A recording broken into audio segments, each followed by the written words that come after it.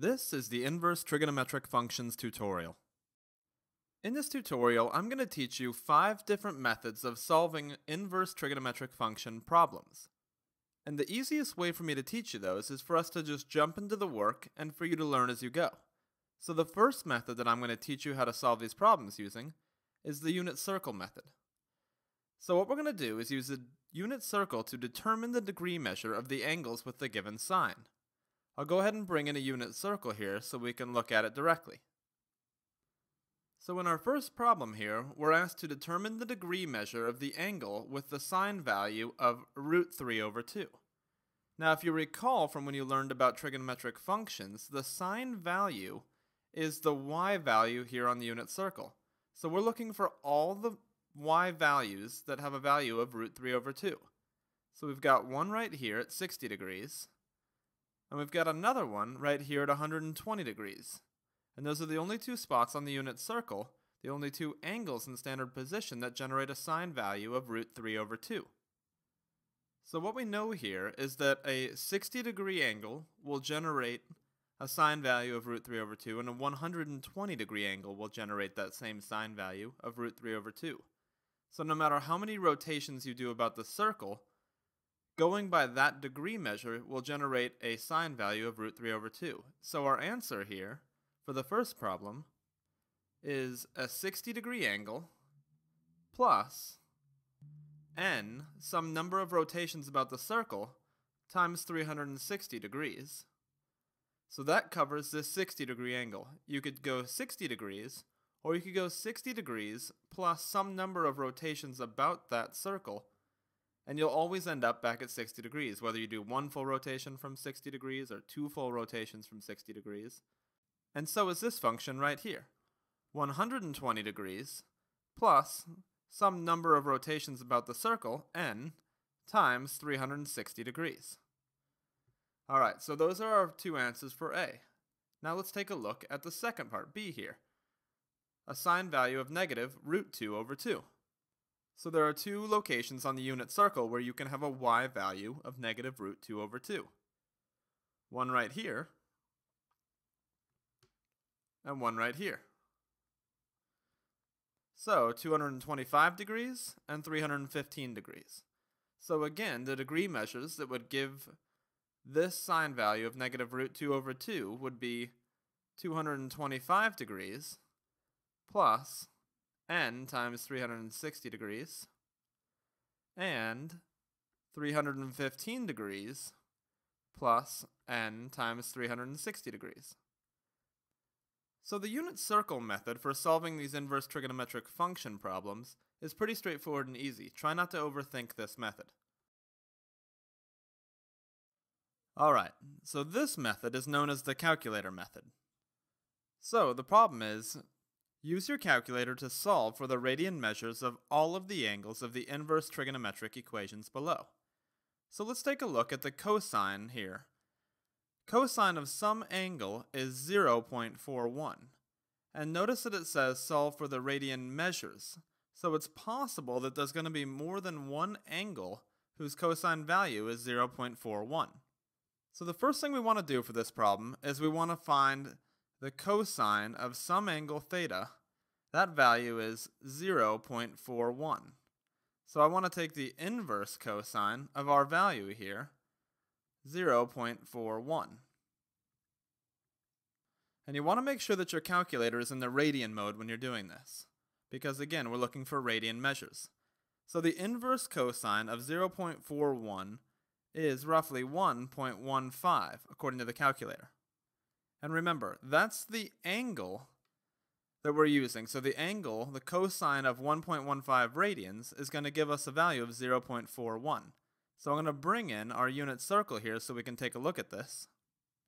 Now you know that a 180 degree angle here has a measure of pi radians, so roughly 3.14 radians. However, we're dealing with an angle of 1.15 radians. So if you want to get an idea of what that is in degrees, you could multiply that by 180 over pi.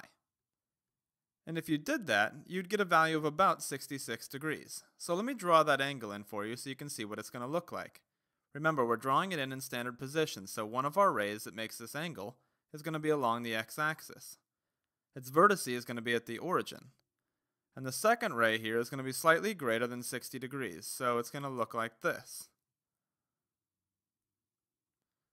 Now the value that we got returned here is a positive 1.15. And if you recall our little acronym, all students take calculus, this will tell you in what quadrants which trigonometric functions are positive. For example, in quadrant 1, all your trigonometric functions are going to be positive. In quadrant 2, only your sine function is going to be positive. Quadrant 3, only your tangent function is going to be positive. And in quadrant 4, only your cosine function is going to be positive. So this distance right here, we know to be 1.15 radians. Now, it's not just this angle here that's going to be returning a value of 0.41 when you take the inverse cosine. I also know that if I went clockwise, 1.15 radians, so down to here, because remember that's roughly 66 degrees, so if I went negative 1.15 radians here in this direction, I would also have a positive cosine value, so I would also return that positive value, 0.41. So there are two answers to this. The first answer is this value right here. For every 1.15 radians that our angle is, or, since we're in radians, or some number of rotations, so 2 pi times n, a number of rotations, your value is still going to be correct. Because if I were to start here, so at a correct answer of 1.15 radians of rotation, doesn't matter how many full complete circles I do, so long as I'm doing complete circles, I'm going to end back up at 1.15 radians, which is our answer. So 2 pi times any number of rotations you make is going to give you the right answer. And also, negative 1.15 radians plus 2 pi times n is going to give you the same answer. Because if you start at this point, it doesn't matter how many rotations you go about the circle, you'll end up back at negative 1.15 radians, and your answer is still going to be correct. Now let's take a look at the tangent. Again, we want to begin with tangent of some angle theta is equal to 0.35 radians. So we're going to take the inverse tangent of both sides, and when you do, we get theta is equal to our inverse tangent of 0.35, which gives theta a value of 0.34 radians. When you multiply 0.34 radians by 180 degrees over pi, you get roughly 20 degrees. So we could draw in a 20-degree angle here in standard position, which would look something like this. So that's going 0.34 radians. And remember, all students take calculus, which is why our value of theta returned a positive answer here, 0.34, because we're in quadrant 1, where all trigonometric functions are positive. So we want to look at where we'll also return another positive tangent value, and that would be in quadrant 3 over here. So if we went the same radial distance from our x-axis in quadrant 3, so if this is our x-axis here, we want to continue to go the same direction, so counterclockwise, that same radial distance. So we're just going to go right through here. So a direct line, we want a nice straight line, a diameter cutting through the circle, right here. So just straight through, and when you do that, you'll find that you've gone down another 0.34 radians past pi here. So to get to this value, you want to take pi and add our 0.34 radians. Pi is roughly 3.14, so we could write this in terms of radians as 3.14 plus 0.34, which is 3.48. So that's this radian measure right here. That's another value that's going to return this 0.34 that we're looking for. That would be an angle of 3.48 radians. So our two answers to this problem are 0.34 radians plus 2 pi times any number n of rotations about the circle, and 3.48 radians plus 2 pi times any number of n rotations about the unit circle. These two values are going to be correct. There's going to be all the radian measures of the inverse trigonometric equation here, of tangent of theta. Now let's move on to an easier method, the graphing method. In the graphing method, we simply use graphs to calculate the values of some inverse trigonometric function. So for this problem, I'd like you to use the graph below to calculate the value of the inverse sine of 0.3. So what you want to do in this problem is draw a line at y is equal to 0.3 because we're dealing with inverse sine here, so we're using the y value. So we're going to draw a horizontal line at y is equal to 0.3, like so. And what you're concerned with is the value on our graph when that line 0.3 intersects our graph, so this value right here. So you want to know this value down below, where that intersects, and I would say that value is roughly 0.3 on our graph. Now, that's how you could check your answer here with a graph if you didn't have a calculator. If you did have a calculator present, like we saw before, you'd just put in the inverse sine of 0.3, which would give you another value of roughly 0.3. So this, as checked by a second method, the calculator method, is correct. Alright, let's move on to another method. This is the factoring method. In this method, I'd like you to solve for sine squared theta plus sine theta is equal to 0 for the values of theta being greater than or equal to 0 but less than 2 pi, and I'd like to do so by factoring. So here's our problem right here. On the left side of the equation, I have a sine squared theta and a sine theta, so I know that I can pull a sine theta out of the left-hand side. If I do that, I'll have sine theta times sine theta plus 1. So you notice sine theta times sine theta gave us our sine squared theta, and sine theta times 1 gave us our sine theta. And that's equal to 0. Now remember, when we set this equal to 0, we can now set each of these equal to 0, so sine theta is equal to 0, and what's in the parentheses there, sine theta plus 1 is also going to be equal to 0, and we can solve. So, on the left here, sine theta is equal to 0. I want to get theta alone, so I would take the inverse sine of both sides of the equation.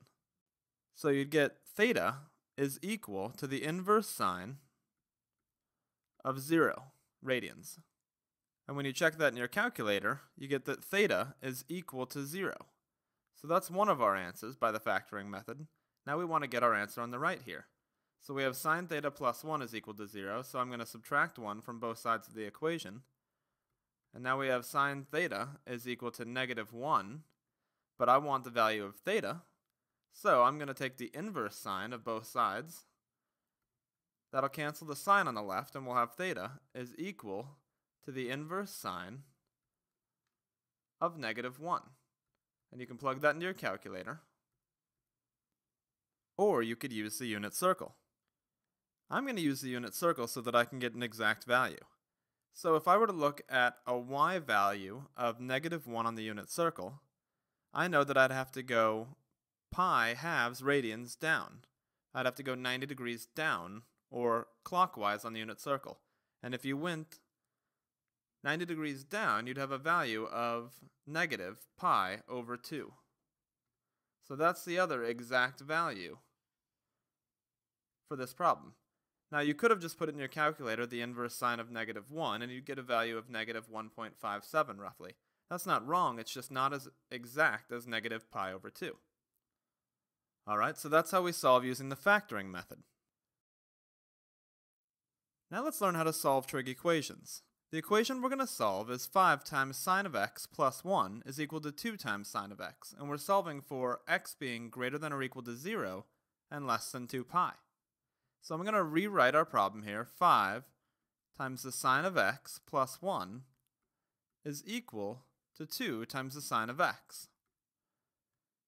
So we're trying to solve for x here, so I'm going to subtract 2 times the sine of x from both sides of the equation first. On the left-hand side, 5 sine of x minus 2 sine of x is 3 sine of x. We'll bring down our plus 1. And on the right-hand side, our 2 sine of x and negative 2 sine of x have canceled, and we have 0. Now we're solving for sine of x, or x here, so I'm going to subtract 1 from both sides of the equation. And we have 3 sine of x is equal to negative 1. Now I want to divide off that 3 so I can work to get x alone. So the 3's are going to cancel on the left-hand side, and we have sine of x. And on the right, we have negative 1/3. Now we want to take the inverse sine of both sides of the equation because we want to get rid of that sine on the left-hand side. So on the left, the sine and inverse sine cancel, and we have x. And on the right, we have the inverse sine of negative 1/3. And since our last problem we did on the unit circle, this problem we're going to do in our calculator. So take the inverse sine of negative 1/3 in your calculator. And when you do, you get a value of negative 0.34. So that's how we solve for x here using our inverse trigonometric functions.